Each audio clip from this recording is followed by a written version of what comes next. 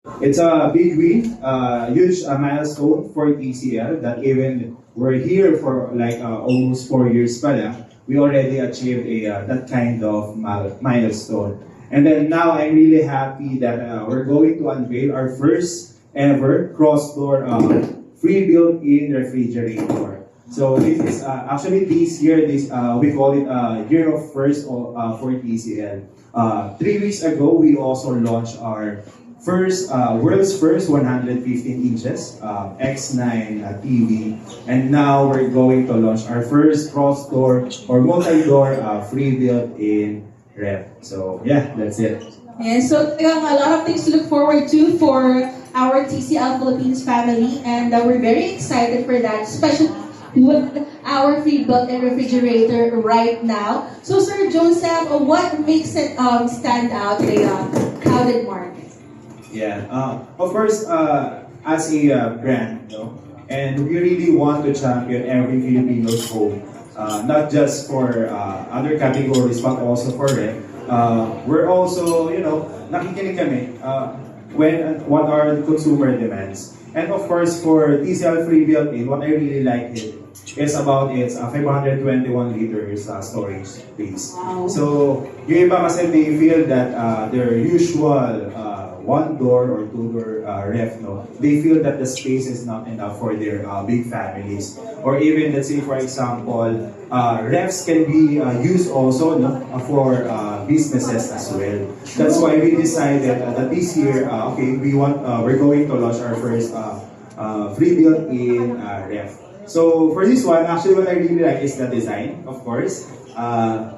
If, for example, you have a good kitchen space, it's actually complementing the ref. No? It has a very sleek design. And then what I really like is actually at the bottom, you can see naman, it's a freezer. So you have a two-door freezer. But the unique feature of TCL that other our competitors that doesn't have is that the other freezer, you can convert it into a normal fridge. So you have an option that, for example, okay, I don't have any cold cuts, I can convert it into a normal fridge. So unlike with other competitors or like other refs out there, once you have a freezer, it's a fixed freezer. But us, with TCL, we are giving you flexibility to decide if that space you want to make convert it into normal space or like to make it a normal freezer. So for me, that's what I really like, and then that's why also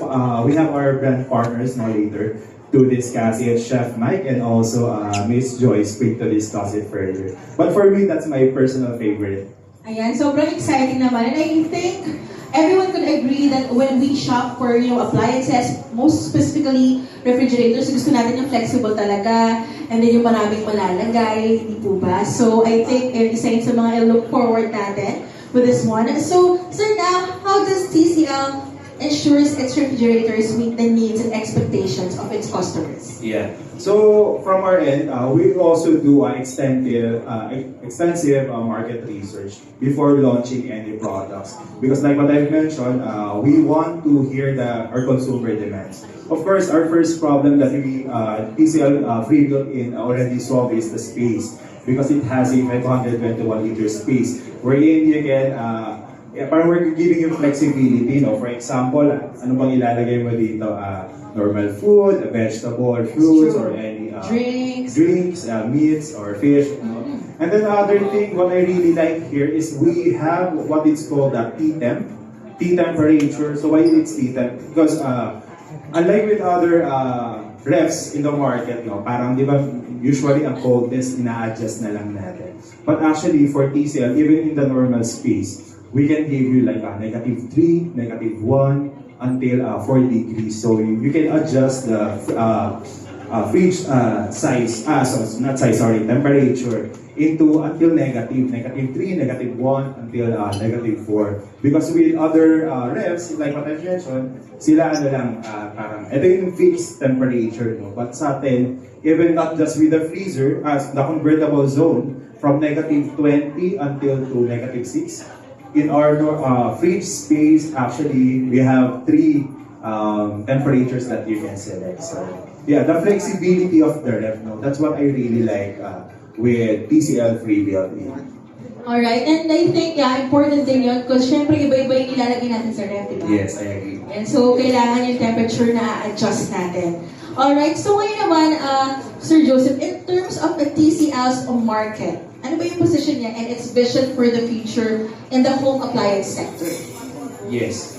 So for TCL, we want to be your, in every Filipino households, we want to be your parang smart home solutions partner. So we want to create a, a product ecosystem that can really help your daily routines, very easier, especially for this kind of rep, in preparing your meals for your family, for your loved ones, we're giving you that kind of flexibility. So for our market position naman and vision in the coming years, like what I've mentioned, this year is actually a year of first for TCL, not just for ref but also with other appliances, other categories. And we want that we will still listen to our consumers and solve what our market demands. So we want to be a smart home solutions wherein we're providing the answers in every Filipino need. So that's what our goal for innovating our products.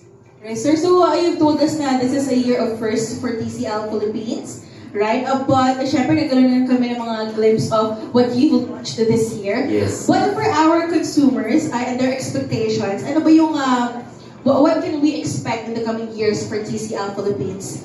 Particularly in the refrigerator category. Okay. This year, as I discuss ko muna before sa rep, so for TCL actually we have achieved one of a great milestone in the Philippines because TCL right now is the #1 panel TV in the Philippines. So it's a really big milestone for TCL.